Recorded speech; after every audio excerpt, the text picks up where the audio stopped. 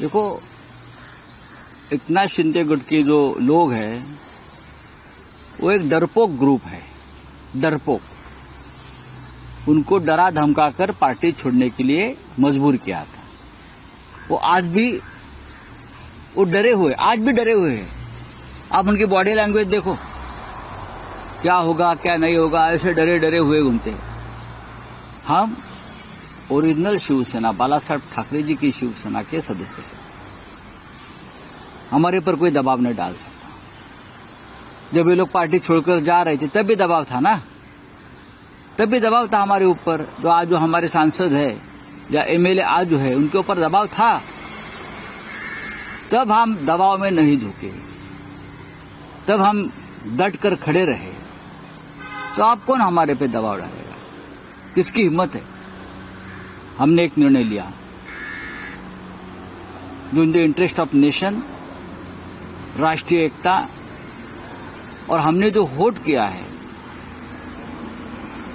Bill के खिलाफ। मैं मानता हूं ये जो बिल है उससे हिंदुत्व का कोई संबंध नहीं है। ये लोग लगा रहे हैं, उसमें क्या संबंध है हिंदुत्व का, मुझे बताइए। ये पूरा बिल है भ्रष्टाचार को लीगल फ्रेमवर्क में बिठाने के लिए बिल लाया है। जो 2 लाख करोड़ की जमीनें हैं ना वक्फ की, वो ये सरकार को या सरकार के जो लाडले उद्योगपति व्यापारी है उनको गमन खाना है। तो हम भ्रष्टाचार के खिलाफ वोट किया है, और हम ये जो ढोंग है बीजेपी का उसके खिलाफ वोट किया है। कोई दबाव नहीं है। ये निर्णय जो है उद्धव ठाकरे साहब ने, हमारे यहाँ पार्टी का आदेश माना जाता है, हमारे यहाँ मोदी जी का आदेश नहीं माना जाता या अमित शाह का आदेश नहीं माना जाता। आखिरी मिनट तक बीजेपी के बड़े नेता हमारे नेताओं के संपर्क में थे कि बिल को समर्थन करें। बड़े नेता दिल्ली से, महाराष्ट्र से। नहीं तो जरूरत क्या थी देवेंद्र फडणवीस जी को ट्वीट करने की? राज्यसभा में या लोकसभा में भारी बहुमत से बिल पारित नहीं हुआ है, 300 पार नहीं किया है। आपको मालूम है 300 पार नहीं किया है। आप चेक कर लीजिए, 273 का बहुमत है और कितने वोट मिले हैं। हमारे कुछ मेंबर्स जो बीमार है, कुछ बाहर रहे, अगर वो होते तो और हमारा आंकड़ा बढ़ जाता। राज्यसभा में भी यही हो गया। राज्यसभा में भी नरेंद्र मोदी जी ने, प्रधानमंत्री जी ने आखिरी मिनट में ओडिशा के नेता नवीन पटनायक के ऊपर बहुत दबाव डाला। बाद में वो 7 लोग पलटी मार गए, नहीं तो उनका निर्णय पक्का था, वो बिल को विरोध करने वाले ही थे। लेकिन फिर आपके पास इतना बहुमत है, आपके पास इतना आंकड़ा है, तो ये आखिरी मिनट तक ये क्या चल रहा था खेल? ये खेल हमारे ऊपर करने की कोशिश की, लेकिन हम नहीं माने।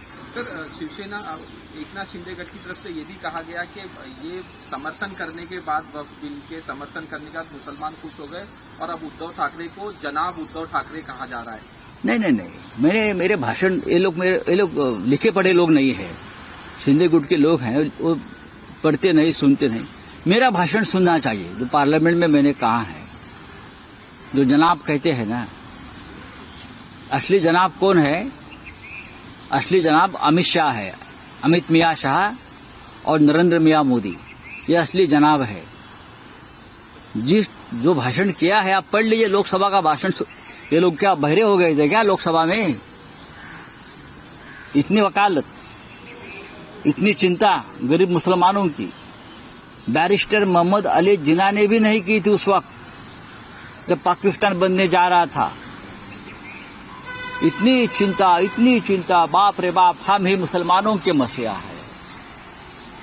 तो मैंने कहा कि मेरे जैसे आदमी को लगा कि बैरिस्टर जिन्ना की जो रूह आत्मा है वो कब्र से उठकर उनके शरीर में घुस गई, मोदी और शाह जी को।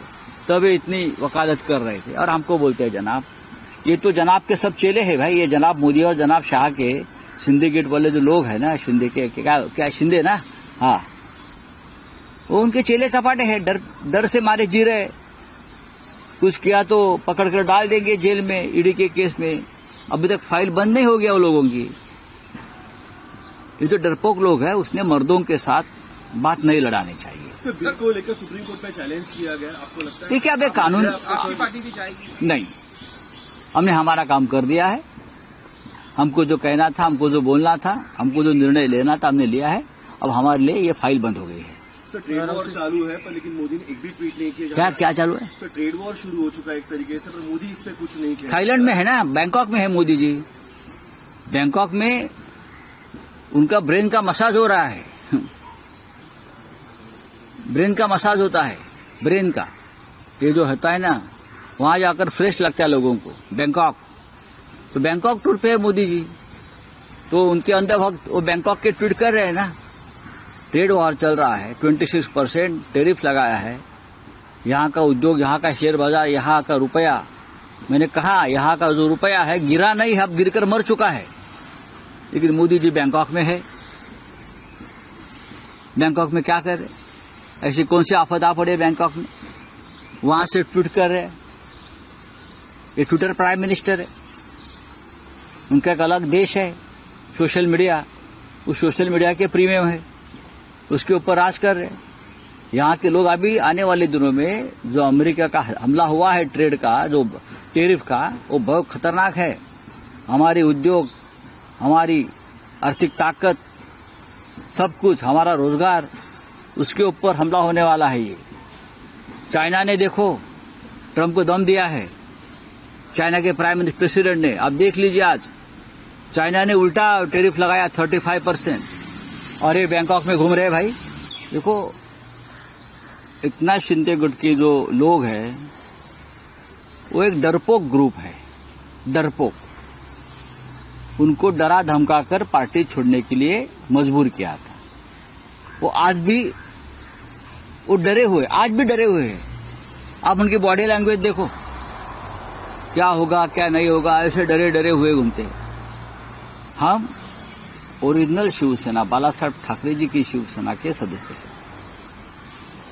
हमारे पर कोई दबाव नहीं डाल सकता।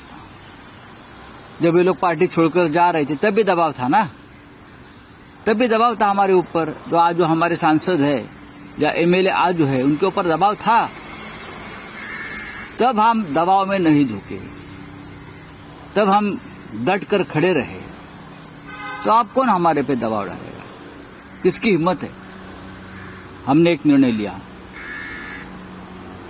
जो in the interest of nation, राष्ट्रीय एकता, और हमने जो वोट किया है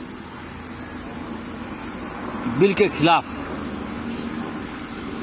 मैं मानता हूं ये जो बिल है उससे हिंदुत्व का कोई संबंध नहीं है। ये लोग लगा रहे हैं। न्यूज नेशन अब व्हाट्सएप पर खबरों की ताजा अपडेट के लिए न्यूज नेशन के इस QR कोड को स्कैन करें।